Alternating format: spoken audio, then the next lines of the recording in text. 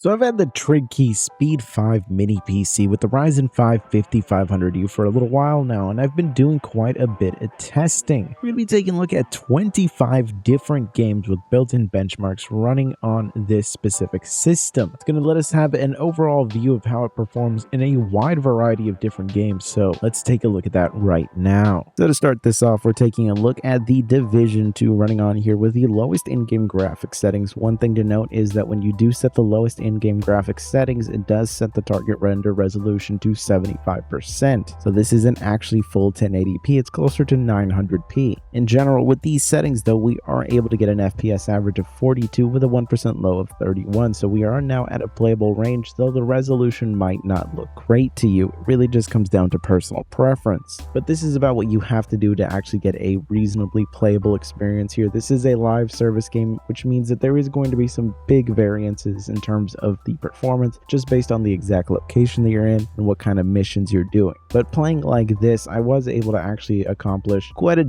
decent bit on here without any real problems. The next thing I took a look at was Hitman 3. Now this is of course the built-in benchmark, and we are running with the lowest in-game graphics settings. We aren't using FSR since it only supports FSR 2.0, and unless you go really aggressive with the settings, you're actually not going to get a performance improvement with an APU because of the overhead of FSR 2.0. So this is just straight up the 1080p resolution, and honestly the result was better than what I was expecting, but not exactly great. Getting a 31 FPS average was kind of a surprise to me, but the 1% lows really just paint the picture that this isn't exactly going to be a great experience. If you're actually looking to play this game on this system, you're going to have to drop things down to around 900p. At that point, things become far more playable, and you're actually going to be able to have a decent time. And again, I would not bother with FSR since it's FSR 2.0. You're going to have to put it into performance mode to actually see an improvement, and then at that point, it's just visually going to look pretty bad. Now another game that I took a look at on here was Forza Horizon 5. Now this is running with the lowest in-game graphics settings, so that would be the very low preset, but I'm also using the Fidelity FX CAS upscaler. So this is the precursor to FSR. Now the game of course supports FSR, but you have to get really aggressive with it to see any actual improvement. With the CAS upscaling, it really only does a small bit of sharpening, so visually speaking it doesn't exactly look perfect, but at the ultra quality preset we do see a nice little bump in performance while not really doing too much to the visual quality that I would think ruins it. You might be sensitive to this type of alteration though, so if it doesn't really work out for you, you could still get an above 30 FPS gaming experience in general if you want to just go the full resolution, but you can definitely try out FSR or the CAS upscaling to see if either one of those works out for you. Next up is GTA 5, one of those games that just seems to never die. Over a decade old and still one of the highest earning games every single year. Here we actually have it running with the lowest in-game graphics settings, which most of the things are either set to off or set to their normal setting. And with this configuration, at least with the built-in benchmark, we get an FPS average of 66 with a 1% low of 47. One thing that I should note is that if you're looking to play GTA Online, you are going to see an impact to your overall performance. You're not going to be able to get a consistent above 60 FPS gaming experience. I'd expect something more around the 50 FPS range. It's still going to be playable, it's just not going to be the most ideal situation, but that's about as good as it can really get for you on here. Now, if you're someone that uses 5M, I personally have not tried it out on here, so I cannot attest to how it's going to be if you're someone that is really into GTA roleplay servers. Now next up on the list is Cyberpunk 2077, and this is using FSR with the performance preset, and even with this very aggressive setting to FSR, visually speaking, it looks awful, and it really doesn't even do anything to improve the overall experience of playing the game. Yeah, a 30 FPS average might be decent enough to play it, but 1% lows of 17 let you know that it's going to be a very inconsistent 30 FPS. Now, a game that fared a little bit better was Batman Arkham Knight, a favorite of mine just because I personally really enjoy this franchise, and even though Arkham Knight did let me down in certain aspects, nothing's really hit the same as like the Batman Arkham series, and I hope that one day they actually bring it back and give us something decent. But with each passing year, my hopes go down. Now here at the full 1080p resolution, you're not really going to be getting a great experience even with the lowest in-game graphics setting. I would really recommend dropping things down to 900p to actually get this to be a far more enjoyable experience. In general, there are a lot of older titles that still remain pretty heavy for a chip like this, which makes sense because the 5500U launched in 2020. It's just really had a long service life because of AMD's strategy of using older chips to fill out their low end.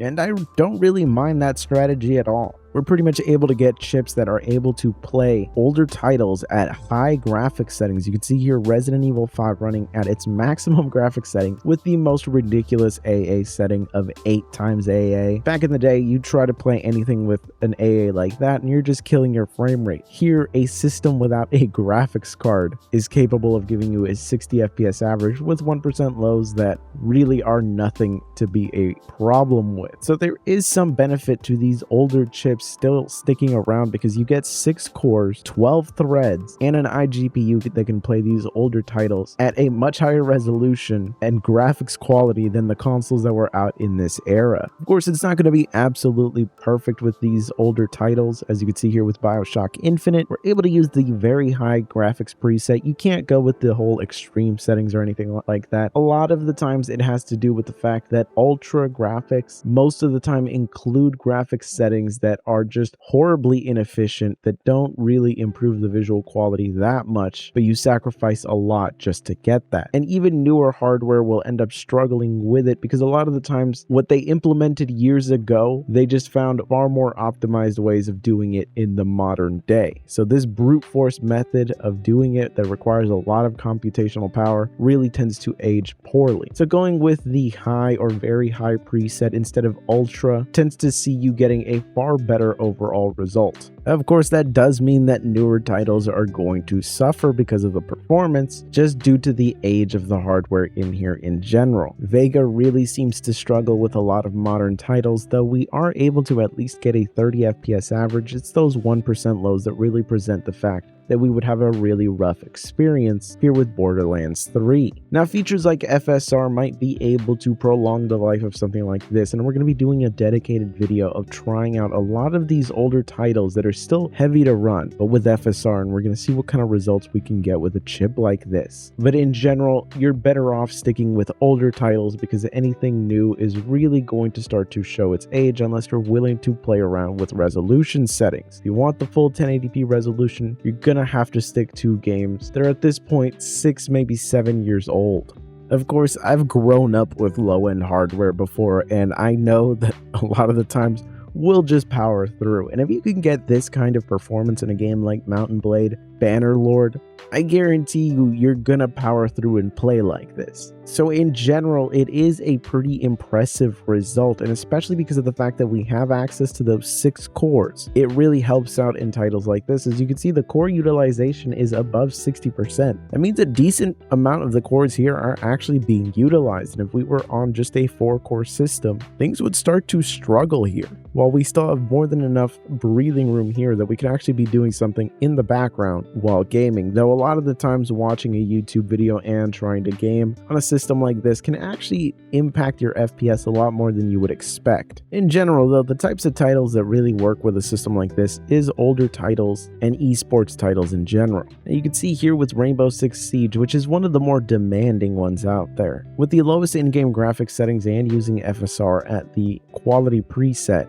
we're just shy of a 60 FPS gaming experience, but our 1% lows aren't getting anywhere near 30 FPS, which means that we're at least getting a pretty nice experience here. Certainly not competitive, but a lot better than what you would expect on here. And most other esports titles are going to get you far better FPS than this. In general though, here the biggest limitation is actually the CPU because of the fact that Zen 2 at this point is relatively old, and the IPC of newer generations does make a big difference to boost your FPS here. Now, another title we could take a look at here is Alien Isolation, an absolute classic that you can actually play here with the high graphics settings, and you're going to get a more than reasonable experience. So there is a surprising amount of power here, and there is a wide collection of games that you can actually play on here without having to really sacrifice much of anything at all. Being able to actually play this with high graphics settings and getting an FPS that is going to be a lot better than most consoles that people are used to playing Well, overall, this is an absolute win of an experience on here. And really, as I said before, a lot of the times you can just adjust to anything. A lot of the times, people that use hardware like this, they're kind of used to getting somewhere around 30, 40, maybe sometimes 50 FPS consistently in a game, and they're perfectly happy with that. And this pretty much gets you that in a lot of really popular titles out there. As you can see, the level of performance we get in World War Z Aftermath is more than adequate, especially if you just really want to play with your friends. It's a pretty great experience overall. But obviously, the far older you go with the titles, the far better of an experience you'll be able to get. Here we have Grid 2, which is one of my favorite racing games to actually play. With the high graphics settings, you're actually able to get a above 60 FPS gaming experience, and it looks great and performs really, really well on here. It's a really enjoyable experience. And like I said, there is a huge collection of older titles out there that you have access to that you're going to be able to play on here and get a wonderful, consistent experience at a resolution that a lot of the times these titles weren't even really designed to run at. I mean, the original Tomb Raider reboot runs absolutely perfectly on here with the high graphics preset. And while the game is dated at this point, it's still a part of a trilogy here that is a relatively recent thing. So if you want to be able to jump in on the first part of it, just to see how it's going to play out, see if you're actually even into the franchise, it's a great starting point here. And a lot of the times people really love to go back to the older titles that they played as kids. And this is pretty much going to be able to play a lot of the games from that era that have not aged out due to just being live service games. One of my favorite games of this era is actually, well, the original Metro 2033 and Metro Last Light. Here you can see Metro Last Light running with the lowest in-game graphics settings, and we're actually able to get just shy of a 50 FPS gaming experience with 1% lows that don't fall under 30. Certainly not the most ideal situation, but the game is still one of the best looking games of its era. And even today, visually speaking, it still holds up even with the lowest in-game graphics setting. And overall, I'm impressed with the performance that we get out of this. Keep in mind though that this is the original Metro Last Light, not the Redux edition, which actually improved the engine that this was running on. In general though, if you already have the original or are looking to pick it up for really cheap, then just know it will perform really well on here. Now, another title that is a absolute gem of this era is of course Shadow of Mordor. Here we're actually able to get a above 50 FPS gaming experience with 1% lows that don't even get anywhere near 30, so we get a very nice consistent experience here with the lowest in-game graphics settings. And this is absolutely fantastic to see because this is a game that has a lot of replay value in it, and you're going to be able to get a lot of time out of it. So it's definitely a recommended title on here. That said though, again, some of the heavier, more modern titles like Metro Exodus here are really going to struggle to get anywhere near a consistent experience. An FPS average of 35 might be decent enough if you're someone that's used to playing at lower FPSs, but 1% lows of 23 mean that we're going to have a overall very inconsistent experience. Though again, if you're used to playing on hardware this low end, you might actually stomach through this, and I would not blame you. Though I do think that the market has changed dramatically since I was a kid. Back then, if I got a game, I would pretty much stomach it if it was at 10 FPS or 20, or if I was lucky, it would sometimes get all the way up to 40. But back then, there was not a huge plethora of free games to choose from that were actually high quality. Nowadays, that is the case. And if you could play a game that is free, that actually lets you experience the game at above 60 FPS, I could understand if you really don't want to sit here and play this at 35 FPS at best. And it is going to be a pretty rough experience in most titles out there. Here you can see Horizon Zero Dawn. We have to use FSR with its performance preset just to get this to an actual playable FPS.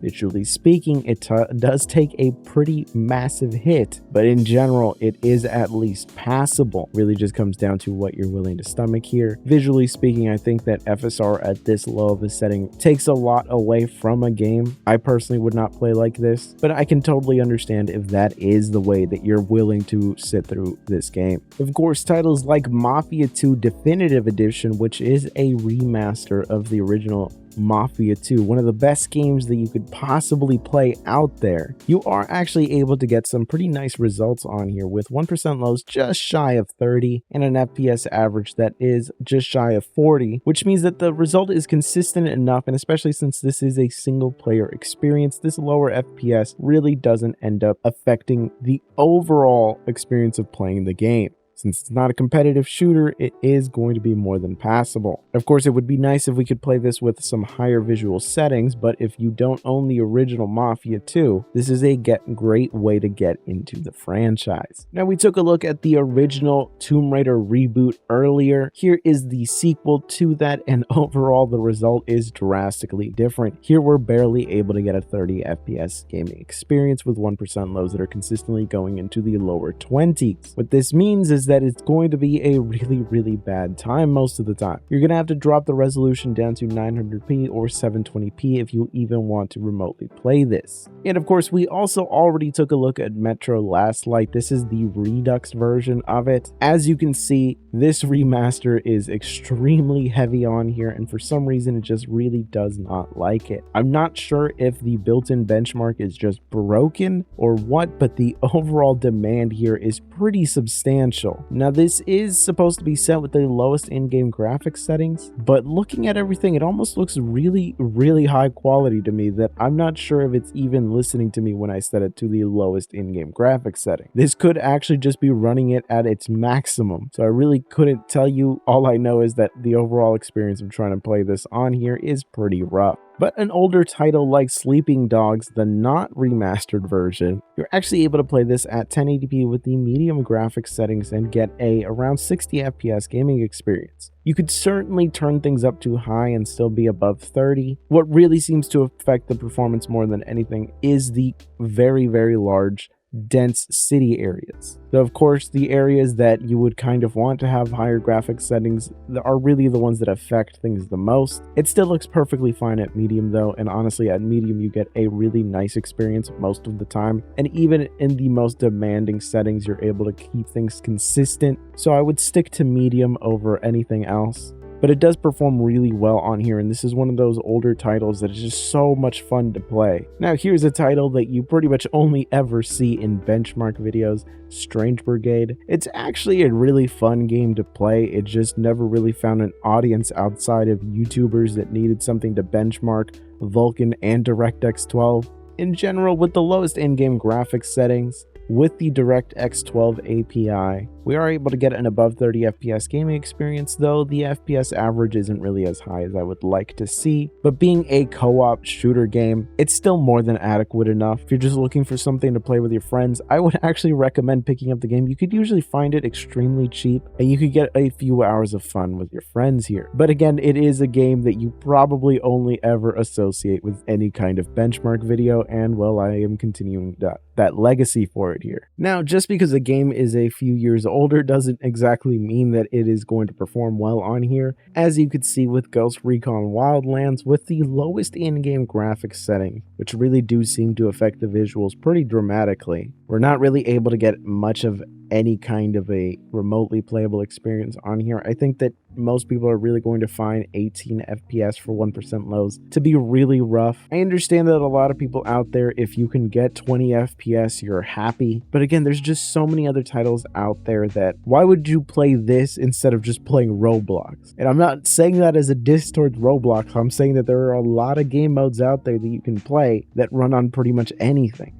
And the last game that I decided to take a look at was Far Cry 5.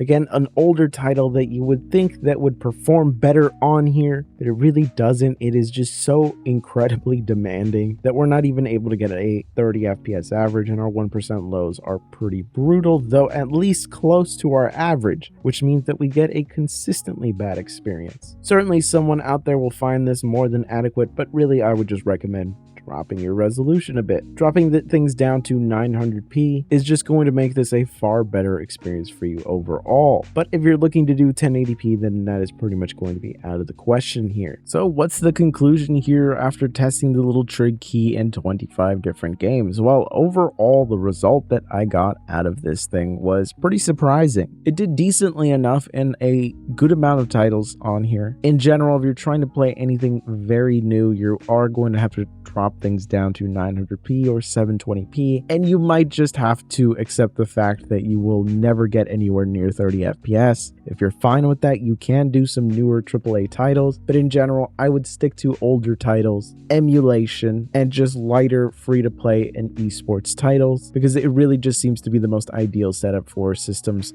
in this budget range. In general, I still like the TRIGKEY a lot more than the Ace Magician that you see here. Even though the 5600U is supposed to on paper be a better system, the TRIGKEY just implemented the 5500U in a far better way. So I definitely recommend this over anything else. In general, I'm very happy with this system, but of course we are going to be showing some comparison results with some of the other systems out there. I really want to do a full-on comparison with the Ace Magician and all of the titles that you saw here, running both of them out of the box spec stock so that you can really get the full image of what you're getting for your money here. But anyways, I will catch you in the next one.